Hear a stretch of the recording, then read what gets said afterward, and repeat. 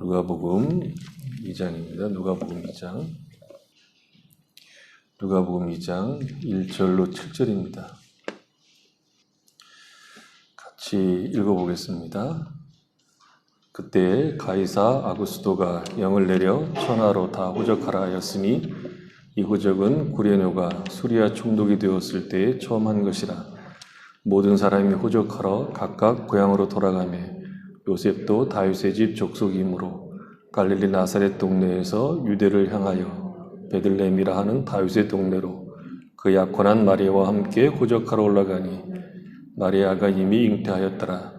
거기 있을 그때에 해산날이 차서 첫 아들을 낳아 강보에 싸서 구유에 누웠으니 이는 영원에 있을 곳이 없음이로라. 오늘은 성탄절로 지키는 귀한 날입니다. 하지만 2020년도 성탄절은 우리가 잊을 수 없는 그런 성탄절로 기억되지 않을까 싶습니다. 우리가 성탄절을 서로 기뻐하고 즐거워하는 마음으로 메리 크리스마스 이렇게 하는데, 오늘은 메리 크리스마스보다는 약간 새드 크리스마스 그런 느낌을 주는 그런 특이한 성탄절이죠. 우리를 비롯해서 지구상에 존재하는 모든 사람들이 한 번도 경험하지 못했던 삶을 살고 있고, 앞으로 이런 것을 또 한 번 겪을까 싶을 정도로 큰 일을 겪고 있습니다.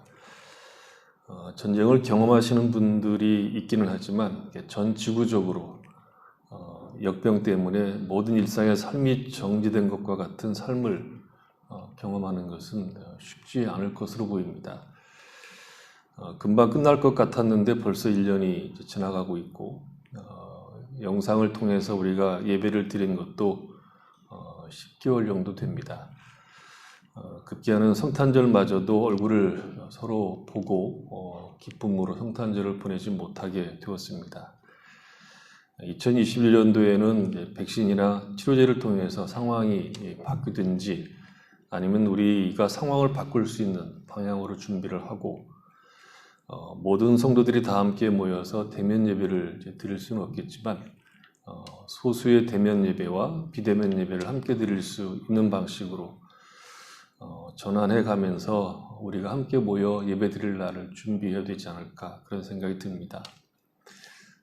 이 귀한 성탄절을 우리가 얼굴을 맞대고 예배를 드리지 못하고 영상으로 예배를 드리지만, 우리를 위해서 이 땅에 오신 하나님이시지만 사람의 몸을 입고 이 땅에 오신 예수 그리스도의 은혜와 사랑, 하나님의 자비하심이 우리를 감싸서 이상하지만 그럼에도 불구하고 메리 크리스마스라고 즐겁게 주의 오신 날을 노래할 수 있는 그런 귀한 날이 되었으면 좋겠습니다.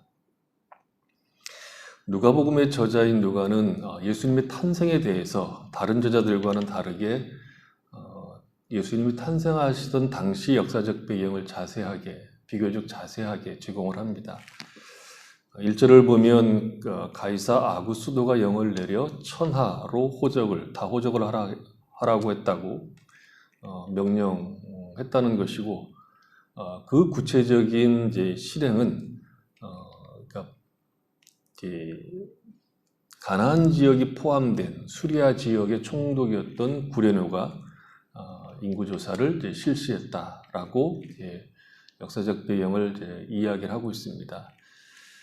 이 가이사 아구스도는 로마 정치사의 흐름을 바꿔놓았던 줄리어스 시저의 손자입니다. 그래서 아구스도는 그 본명이 줄리어스 시저 옥타비아누스 이렇게 되어 있습니다. 아구스도라는 것은 아우구스투스라는 말인데 존귀한 자라고 하는 뜻인데, 그걸 우리가 번역할 때는 황제 이렇게 번역을 하죠. 시저가 정치할 때부터 로마는 심각한 권력투쟁을 겪게 됩니다. 시저가 한 가장 유명한 말, 누구나 다 아는 말이 주사위는 던져졌다 하는 말이죠.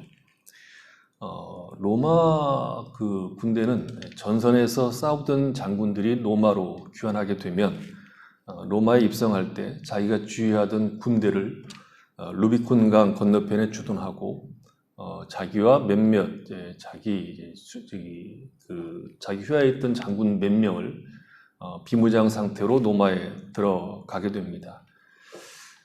근데 시저가 로마로 돌아오게 될 때 이미 로마 정치권에서는 반시저 움직임들이 있었기 때문에 시저는 이런 관례를 무시하고 자기 군대를 이끌고 루비콘강을 건너게 됩니다. 내전을 각오한 거죠. 싸울 것을 각오하고 건너가게 된 건데 그때 한 마리의 주사위는 던져졌다 하는 이 말입니다.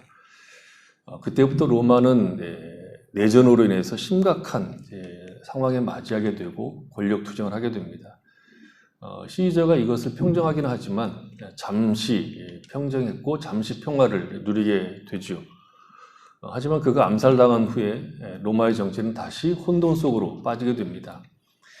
특히 클레오파트라하고 연합한 안토니우스 군대는 매우 강력했는데 이 군대를 악티움 해전에서 물리쳐 로마의 평화를 가져온 인물이 줄리어스 시저 옥타비아누스, 오늘 우리가 성경에서 보고 있는 가이사 아구스토라고 하는 인물입니다.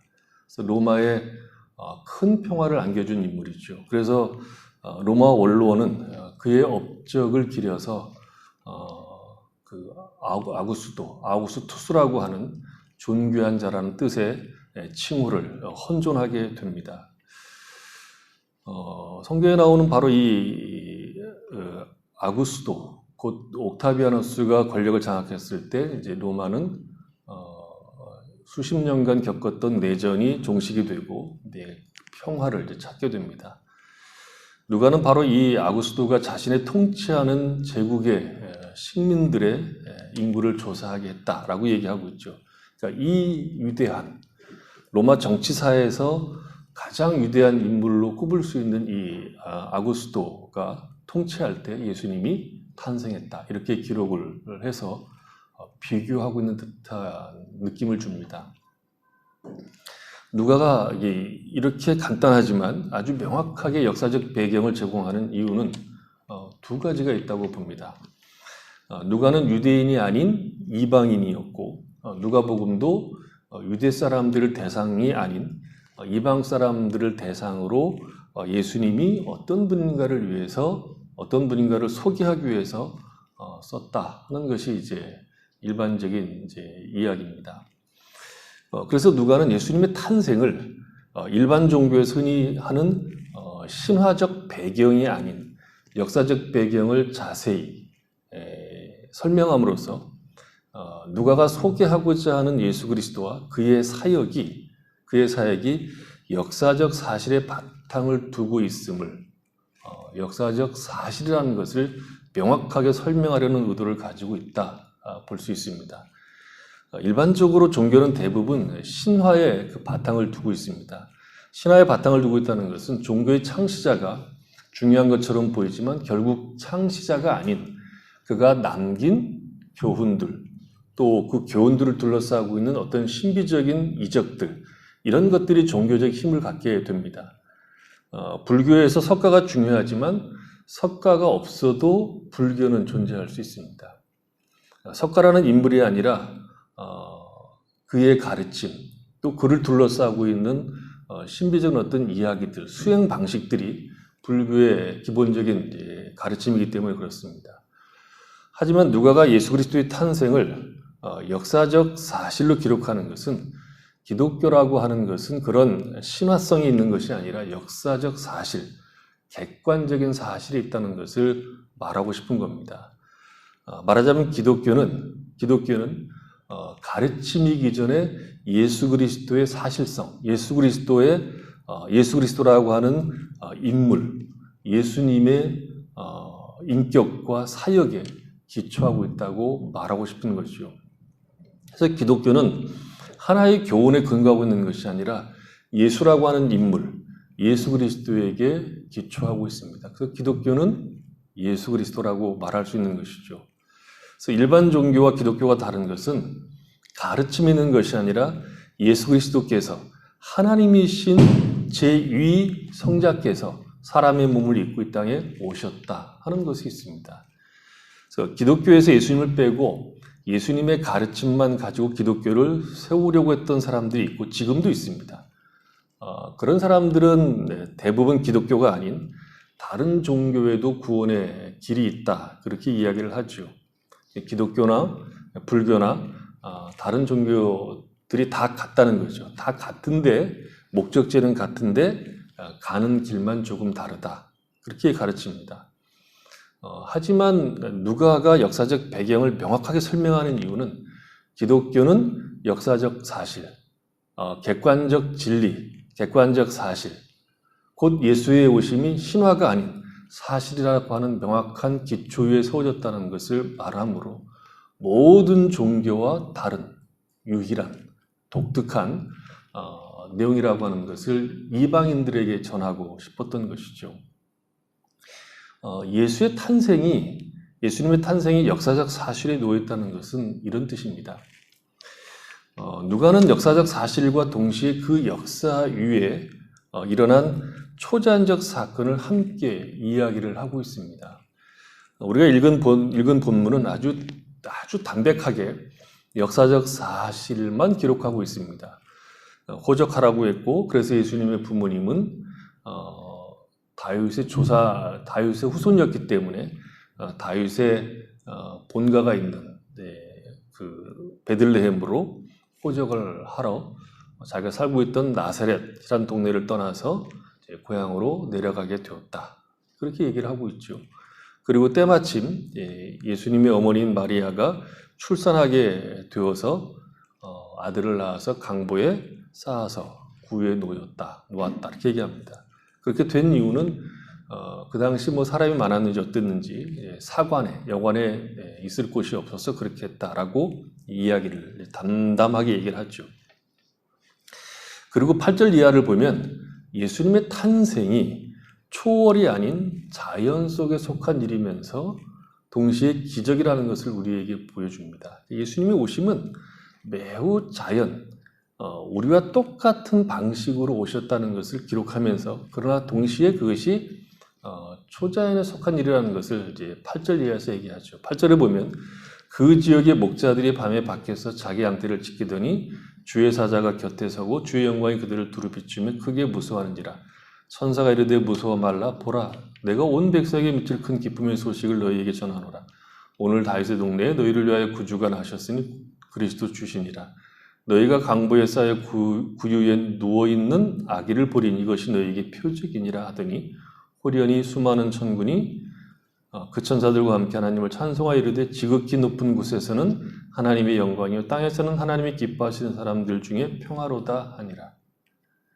앞에서 기록한 예수님의 탄생은 모든 사람들이 출생하는 방식으로 출생했다고 얘기를 하고 있습니다. 그러나 예수의 탄생이 기적이라는 것을 이제 8절 이하에서 이야기를 하죠. 물론 천군과 천사들이 예수님이 나신 곳으로 직접 가시지 않습니다. 들에 있던 목자들에게 예수님의 탄생을 알리고 그들이 예수님이 나신 곳으로 가서 자기들이 겪었던 이야기를 하죠. 예수님의 탄생 장면에서 가장 놀라운 것은 예수님이 탄생하신 이 외양간이 특별하게 변하지 않는다는 겁니다. 그냥 외양간입니다. 탄생이 영광스러우면서 동시에 외양간이라고 하는 누추함이 그대로 있는 겁니다. 우리가 예수님의 탄생 속에서 보는 성화들 속에 외양간이 이렇게 막 아우라가 있고 빛이 나고 안 그랬다는 거죠. 그냥 그저 외양간으로 있는 겁니다. 그러니까 자연과 초월이 묘하게 공존하고 있다는 것을 알 수가 있습니다. 그러니까 초월이 자연을 훼손하지 않고 그대로 두고 있다는 겁니다. 우리가 예수를 믿는 것은 초월에 속한 겁니다. 기적이죠. 내가 예수를 선택하고 내가 하나님을 택해서 하나님의 자녀가 되는 것이 아니라 구원은 하나님이 우리에게 생명을 주시는 사건입니다. 그래서 기적이죠. 인생이 맛볼 수 있는 최고의 기적의 경험이 뭐냐라고 얘기하면 예수를 구주로 믿는 겁니다. 그것보다 더 큰 기적은 없습니다. 그러나 우리의 삶은 여전히 자연에 속한 영역에 그대로 있습니다. 기독교라고 하는 것은 초월적인 힘을 가지고 있지만 현실과 자연 속에서 그 초월이 의미를 가진다는 것입니다. 우리는 신앙을 주로 초월을 동원하는 일로 쓰는 경우가 참 많습니다. 우리가 좋은 믿음을 가지고 있으면, 우리가 좋은 믿음의 행위들을 하고 있으면 우리가 마주하고 있는 현실적인 문제나 장애들을 뚫고 더 나은 것을 가질 수 있다고 생각합니다. 물론 믿음의 영역에는 우리가 현실적인 문제를 이길 수 있는, 그래서 현실을 극복할 수 있는 내용들이 약속으로 주어져 있습니다. 우리가 하나님께 기도한다라고 할 때는 그 기도 속에는 우리가 처한 여러 문제들을 도움을 얻을 수 있는 약속으로 되어 있다는 것이 포함되어 있는 것입니다. 하지만 하나님께서 우리에게 주시고자 하는 은혜와 사랑은 우리가 처한 현실 속에 개입하셔서 그 현실, 그 자연 속에서 우리를 다루고 있다는 것을 놓쳐서는 안 됩니다. 우리가 마주하고 있는 자연, 우리가 마주하고 있는 현실을 초월로 바꿈으로써 풍성한 것이 아니라 우리가 마주하고 있는 자연을 풍성하게 하시고 거기에서 하나님을 만나고 하나님께서 우리에게 주시는 생명으로 살아가는 힘을 주시는 것이 하나님이 우리를 다루시는 방식입니다. 그래서 예수님의 탄생이 초월이고 영광스러운 일이지만 예수님이 탄생한 장소나 그 시간은 그대로 누추하게 있는 겁니다. 그러니까 자연과 초월이 묘하게 대조를 이루고 있지만 초월이 자연을 삼키지 않고 자연을 그대로 둔 채로 기적과 영광을 그려내고 있습니다. 기독교 신앙의 묘미라고 하는 것은 우리의 삶이, 신자의 삶이 초월에 삼켜지는 것이 아니라 우리가 속해 있는 자연 속에서, 우리가 처한 현실 속에서, 심지어 환난 중에서 하나님의 존재와 그의 사랑과 내가 그런 어떤 어려운 것들을 만난 것으로 인해서 버려진 존재가 아닌 하나님의 실제를 거기에서 맛보는 것. 누추함이 화려함으로 변신해서 우리의 정체성이 확보되는 것이 아니라 누추함 속에 영광을 담고 하나님의 만나주심, 그리고 그가 우리를 사랑하시는 것을 확인하는 내용으로 신자의 삶이 존재합니다. 바울은 그것을 이렇게 표현했습니다. 고린도후서 4장 6절에 보면 이제 바울이 이렇게 표현하는데, 어두운데 빛이 비치라 말씀하셨던 그 하나님께서 예수 그리스도의 얼굴에 있는 하나님의 영광을 아는 빛을 우리 마음에 비추셨느니라. 우리가 이 보배를 질그릇에 가졌으니 이는 심히 큰 능력은 하나님께 있고 우리에게 있지 아니함을 알게 하려 함이라. 질그릇 자체가 변한 것이 아니죠. 질그릇은 그대로 있는데 그 질그릇 안에 보배가 담기는 겁니다. 우리의 생각은 질그릇은 보배를 담을 수 없다고 보기 때문에 우리는 항상 우리가 처한 조건과 환경을 보배를 담을 만한 그릇으로 바꿔달라고 요구합니다. 그러니까 보배를 이렇게 누추한 곳에 담을 수 없다는 것이 우리의 아우성이고 우리 외침이기 때문에 끊임없이 우리는 우리가 처한 조건과 환경이 불만스럽고 그것을 보배를 담을 수 있는 환경과 조건으로, 말하자면 금그릇으로 바꿔달라고 요구하는 것이 우리의 소원이지만, 하나님이 일하시는 방식은 질그릇에 보배를 담아서 은혜와 영광의 크기를 드러내신다라고 얘기하고 있습니다.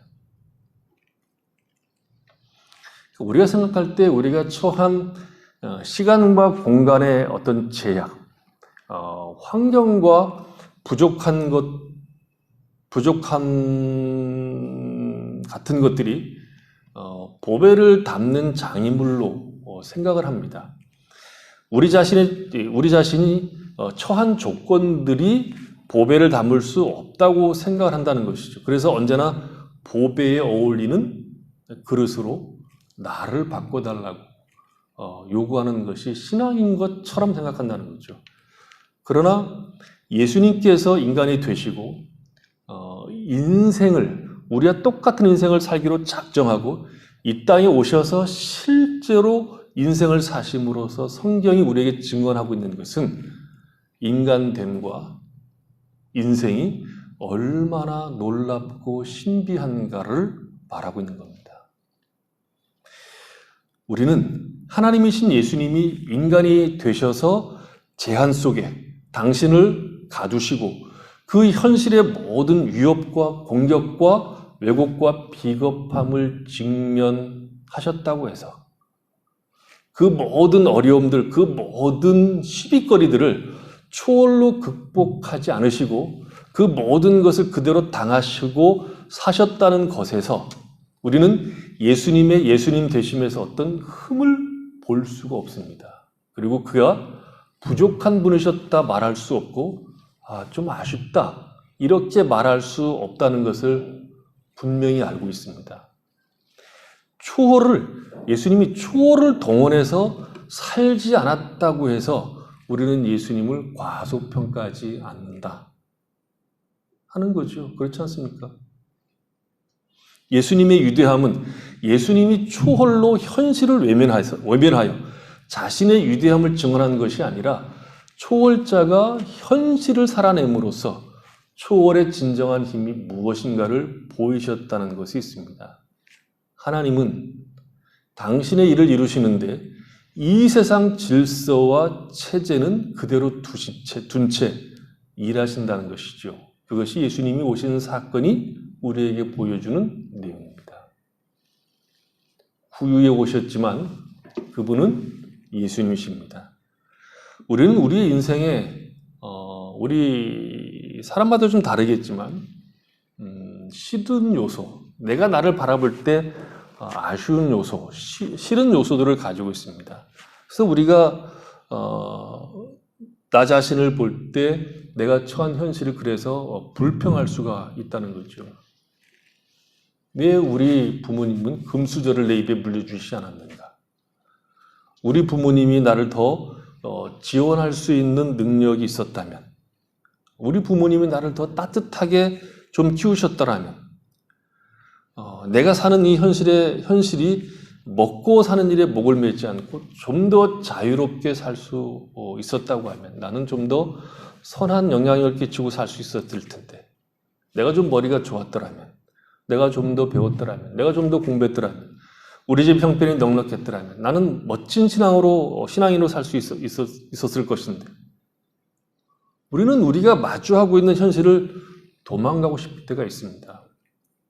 이런 코로나 사태만 없었더라면, 무엇이 있었더라면, 무엇이 없었더라면 우리는 우리의 현실 속에서 끊임없이 우리의 발목을 잡는 모든 문제에 대해서 아쉬워할 수 있습니다.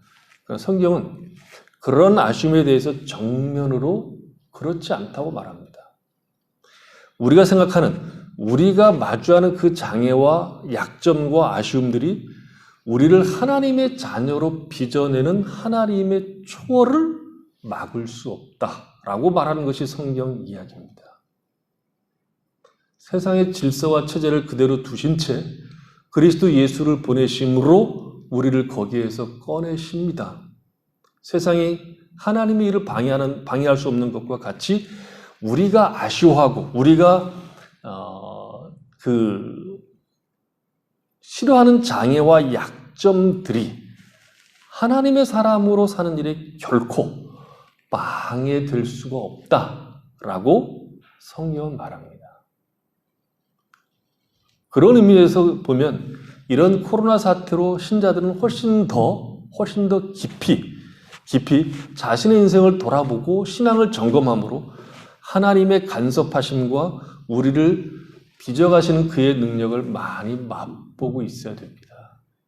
교회에 못 가서가 아니라 교회에 못 가고 있음에도 불구하고 그런 일이 나를 하나님의 사람으로 자라가게 하시는, 일을 방해할 수 없게 하시는 하나님의 크심을 맛보고 있어야 된다는 거죠. 보배를 질그릇에 담은 그 놀라운 비밀을 더 깊이 알아가야 됩니다. 계속해서 고린도서 4장 8절 이하를 보면 우리가 사방으로 우겨쌈을 당하여도 쌓이지 아니하며 답답한 일을 당하여도 낙심하지 아니하며 박해를 받아도 버림받지 아니하며 거꾸러뜨림을 당하여도 망하지 아니하고 우리가 항상 예수의 죽음을 몸에 짊어지면 예수의 생명이 또한 우리 몸에 나타나게 하려 함이라 이렇게 되어 있습니다. 그러니까 우리가 마주하고 있는 현실이 초월로 이겨내는 것이 아니라 우리가 안고 있는 우리 안에 있는 보배로 인해서 하나님의 초월, 하나님의 인도와 자비와 사랑을 맛보는 겁니다. 누추함으로 끝나는 것이 아니라 실패와 어려움으로 끝나는 것이 아닌 거기까지 우리를 찾아오셔서 당신의 사람으로 만드시는 하나님의 능력과 자비를 맛보는 겁니다.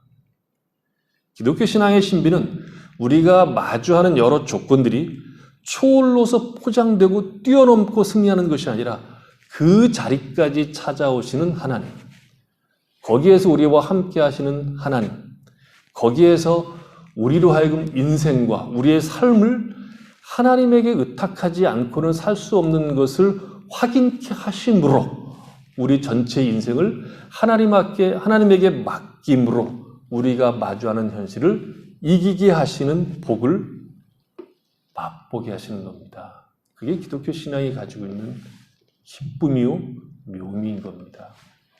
일반 종교처럼 내가 정성을 다하면 내가 원하는 것을 얻어내는 싸움으로서 기독교 신앙이 정성의 내용이 있는 것이 아니라 하나님이 그 아들을 보내시기까지 우리를 사랑하셔서 우리가 마주하고 있는 현실, 그 어떤 현실 속에서도 우리가 버림받은 자들이 아닌 하나님의 손안에 있는 자들로 살아갈 수밖에 없는, 그래서 우리 인생이 하나님에게만 의탁될 때 비로소 복이 있으며 세상의 그 어떤 것도 우리를 망하게 할 수 없다는 자리까지 우리를 몰아세우심으로 그를 붙잡게 하는 것으로 신앙이 약속되어 있고 설정되어 있다는 겁니다. 우리가 마주하는 환경과 조건은 결국 내가 그것을 극복할 것이냐, 내가 그것을 어떻게 감수할 것이냐의 문제로 풀 수밖에 없습니다. 그것을 뛰어넘고 외면하고 하나님의 초월적 능력으로 다시는 그런 환경과 조건으로 내가 내려가지 않는 것이 신앙이 약속한 것이 아닙니다.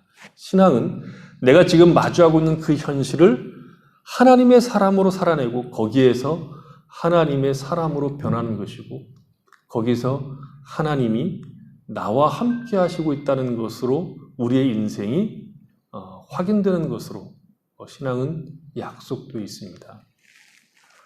우리는 인생 속에서 현실이라는 무시무시한 도전을 받습니다. 우리는 언제나 세상에서 세상으로부터 위협을 받습니다.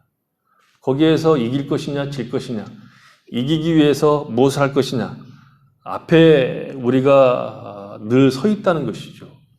우리가 신앙을 지키고 하나님의 사람으로 살려고 하면 세상은 여지없이 우리를 공격하고 협박하고 상처를 줍니다. 신앙으로 사는 것이 어떤 보답으로 즉각적인 응답은 없고 이런 현실이 반복되기 때문에 신앙이 힘들고 회의를 느끼고 그런 것이죠. 오히려 현실의 무서움만 더욱 커지게 됩니다. 그러나 답이 없는 것이 아닙니다. 기독교 신앙이 가지고 있는 위대함은 여기 있다는 거죠. 구유라는 누추함과 하나님의 영광이 함께한다는 것입니다. 이 세상에 제가 좋은 표현은 아니지만 제가 하는 표현대로 하자면 이 지랄 같은 세상에 그 아들을 보내신 겁니다. 무장해제시켜서. 놀랍지 않습니까? 반역과 사망이라는 세상에 가진 무기를 넘어서는 하나님의 의지와 지혜와 성실하심으로 우리를 붙잡고 있다는 것을 보여주는 것이 예수님이 사람으로 오신 이 성탄절의 사건입니다. 그래서 어떻게 보면 가장 비참한 역사적 배경 속에 주님이 세상으로 오셨다고 볼 수 있습니다. 로마 시민들에게는 살만한 세상이었겠지만 로마 속국에 속한 사람들에게는 현실은 절망이었습니다. 로마 시대를 배경으로 한 시대극을 보면 늘 좋은 건 시민권자를 가진 자들이고 속국 사람들은 살만한 곳이 아닙니다. 인구조사를 하는 이유는 세금을 걷기 위한 것이 전부였습니다. 지금처럼 인구조사에서 취약가정을 잘 파악해서 복지 혜택을 주려고 하는 것이 아니라 오로지 숙주민들의 주머니를 털려고 인구조사를 하는 겁니다. 그런 시대적 배경 속에서 그리고 거기에 더하여 영안에 있을 곳이 없어서 구유에 오신 예수님의 모습이 처량하거나 비참한 것으로 끝나지 않고 거기에 하나님은 영광을 담으십니다. 하나님이 어떤 일을 하시려고 하시는지 거기에서 보여주십니다. 누가의 이 기록 속에서 우리가 보는 것이 무엇입니까? 이 담백한 누가의 기록 속에서 이 역사 속으로 들어오시는 주님, 그리고 당신이 가진 신분과 초월로서 세상을 놀라시게 하는 것이 아닌 오히려 누추한 모습으로 오시는 주님이 결코 누추하거나 그 조건이, 그 환경이 당신이 오셔서 행하고자 하는 일을 방해할 수 없는 하나님의 은혜와 초월과 영광이 함께 하시는 자리라고 하는 것을 우리가 볼 수 있어야 됩니다. 내가 처한 조건이나 환경이 신앙으로 살 수 없는 자리라고 여기십니까? 아닙니다. 하나님은 그 자리까지 우리를 찾아오셔서 우리로 하여금 믿음으로 살 수 있는 능력을 부여하십니다. 우리의 삶이 부유와 같습니까? 그래서 절망입니까? 그렇다면 부유에 누이신 예수를 바라보셔야 됩니다. 악한 세상을 힘과 초월로서 심판하지 않고 그 악한 세상에 조용히 오셔서 우리를 구속하시기 시작하시는 하나님의 일하심에 놀라셔야 됩니다. 성탄이 놀라운 것은 하나님이 이 세상에 오셨다는 겁니다. 당신이 지으신, 당신이 통치하시는 세상에 힘과 능력을 가지고 오신 것이 아니라 아기의 모습으로 그 모든 무장을 해제하고 오셔서 우리를 구속하신다는 것입니다. 그래서 우리는 예수 그리스도의 탄생을 통해서 무엇을 보게 되냐면 지금 우리가 처한 현실과 조건이 살만하고 우리가 만나고 있는 현실이 좌절스럽지 않고 낭망스럽지만 않은 소망이 있고 하나님이 우리를 구속하시고 그가 뜻하신 사람들로 우리를 빚어가시는 놀라운 하나님의 역사가 있음을 기대할 수 있다는 것입니다. 또 하나, 누가의 기록 가운데 이런 사실이 이제 하나 더 있다고 보여집니다. 누가는 예수님이 탄생하시던 그 당시 세계를 지배하던 황제가 줄리어스 시저 옥타비아누스, 곧 아구스토라고 얘기를 하죠. 초대 황제쯤 됩니다, 이 사람이. 로마 정치사의 최초로 존귀한 자라고 칭호를 받았으니까 로마 정치가 원로원 정치에서 황제 정치로 전환되는 그런 놀라운 첫 번째 인물이라는 것이죠. 수십 년간 로마를 괴롭혔던 정치투쟁이었던 내전을 종식시키고 위대한 로마를 평화시대로 이끈 로마 정치에서 가장 위대한 인물이 다스리고 있던 시대에 주님이 세상에 오십니다. 누가는 어떤 의도를 가지고 이 사실을 기록했을까요? 아구스토는 분명히 로마를 안정시키고 평화를 가져온 인물입니다. 우리가 세계사를 봐도 이 사람은 크게 취급당하는 인물이죠. 그 존귀한 자라는 칭호를 받기 합당한 인물입니다. 그러나 누가는 이 역사적 배경을 기록함으로써 진정한 의미에서, 그러니까 이방인들에게죠. 진정한 의미에서 존귀한 자, 진정한 의미에서 평화를 가져다 주는 이는 아구스토가 아니라 예수님이라고 말하고 싶어 한 것처럼 보입니다. 그래서 누가는 천사의 노래를 여기에 기록했다고 볼 수 있죠. 지극히 높은 곳에서는 하나님께 영광이요, 땅에서는 하나님이 기뻐하신 사람들 중에 평화로다. 아구스토가 가져온 평화가 의미가 없다, 그런 뜻은 아닙니다. 우리에게도 훌륭한 지도자가 있었으면 좋겠습니다. 그러나 그런 평화는 사실 언제나 시간적으로, 공간적으로 제한적입니다. 어느 정치도 영구한 평화를 주는 정치는 없습니다. 어느 정치도 모든 사람에게 평화를 주는 법은 없습니다. 정치의 속성은 시간적으로 제한되고 공간적으로도 제한된다는 것이죠. 그래서 정치에서 평화는 다툼이 밖으로 나오지 못하게 누르고 있는 것처럼 보입니다. 그런 의미에서 정치적으로 완벽하게 존경받는 인물은 없을 겁니다.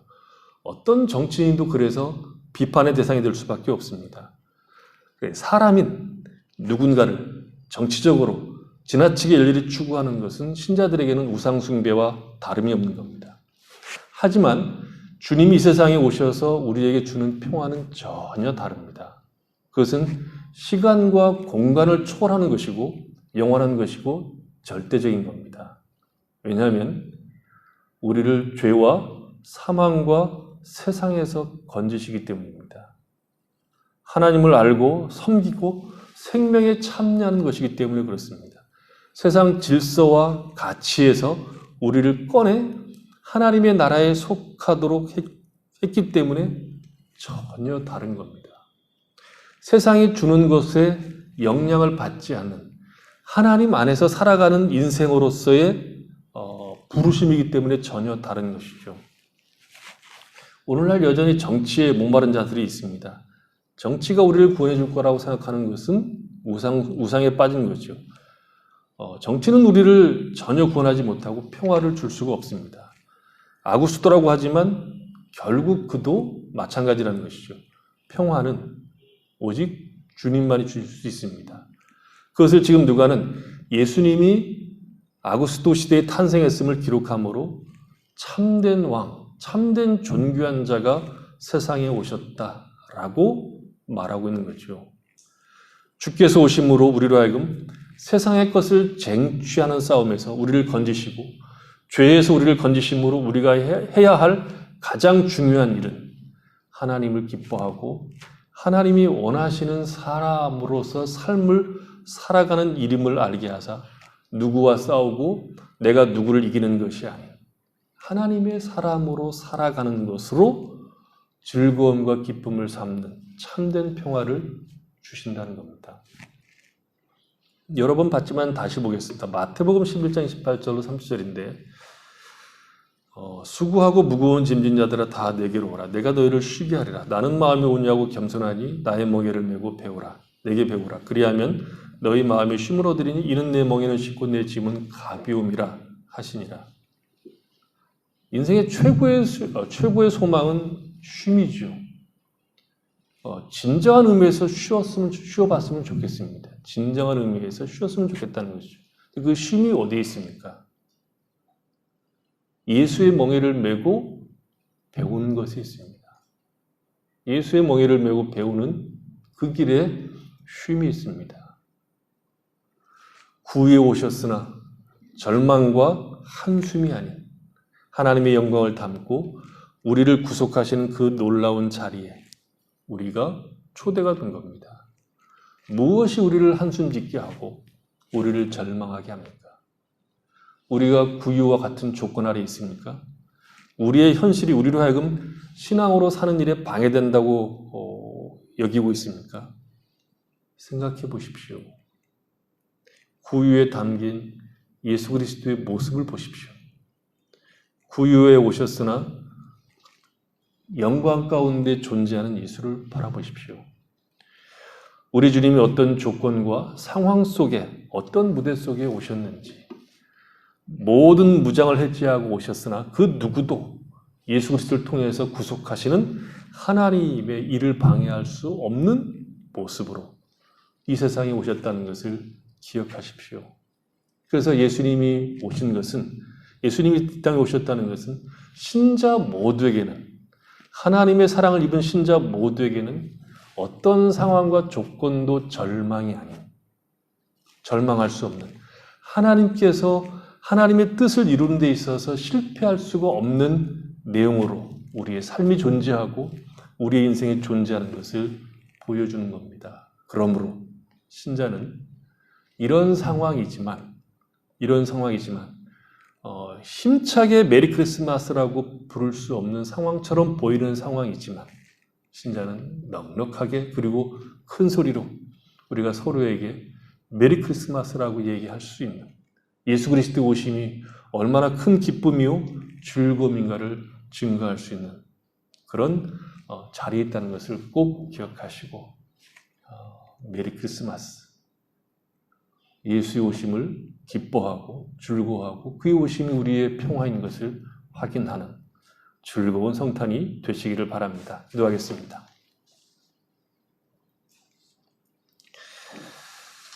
하나님 우리 아버지,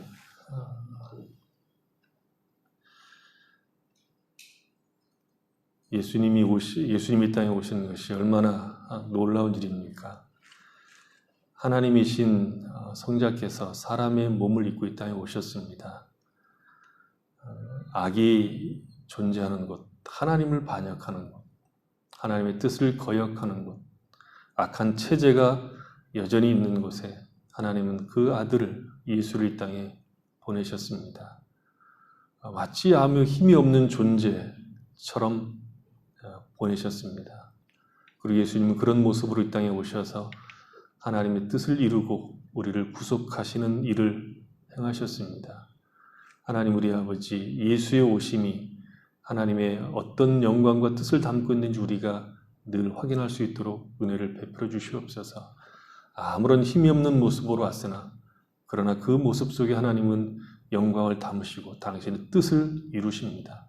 세상이 그를 방해할 수 없고 세상이 그를 좌절시킬 수 없는 내용으로 예수님이 오셔서 그 일을 이루십니다. 동일하게 신자들은 그렇게 부름을 입은 자들인 것을 알게 하여 주시옵소서. 우리가 마주하고 있는 어떤 현실, 어떤 환경도 우리를 좌절시킬 수 없는, 우리를 낭망시킬 수 없는 하나님의 크신 눈에 쓰고 있음을 알고 오늘 이 땅에 오신 예수님을 마음껏 즐거워하고 기뻐하고 그 예수님을 바라보면서 참된 소망과 기쁨을 누릴 수 있도록 은혜 베풀어 주시옵소서. 예수님의 이름으로 기도했습니다. 아멘.